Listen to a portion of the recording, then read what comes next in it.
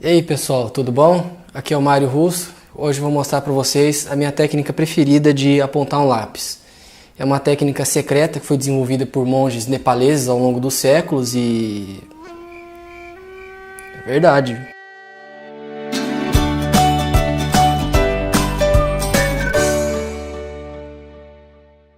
Antes de começar, note que esses lápis profissionais de desenho é a madeira de cedro, então eles são mais macios e mais fáceis de apontar. Talvez uma madeira um pouco mais dura, tipo um pinheiro, ele seja um pouco mais difícil de conseguir esse resultado com essa técnica. Então vamos lá. Com a mão esquerda eu vou rotacionando o lápis, enquanto a direita ela vai fazer um movimento mecânico e constante de vai e vem com a lâmina. A lâmina ela tem que estar bastante afiada. Dessa forma, com o movimento constante do braço direito, a mão esquerda ela só tem que se concentrar em rodar o lápis e subir e descer aproximando da lâmina, para que consiga o mesmo fazer um corte em toda a circunferência do lápis.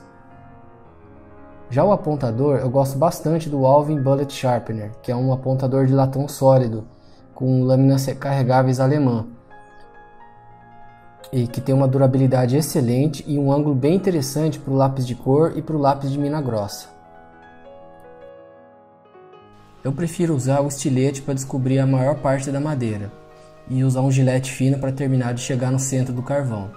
No caso do bastão de carvão ele não é necessário, vai só usando a lixa mesmo.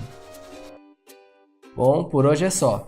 Não se esqueça de se inscrever e ativar o sininho para não perder o próximo vídeo e dá um confere no nosso grupo de estudos no Facebook com o link aqui na descrição e até a próxima!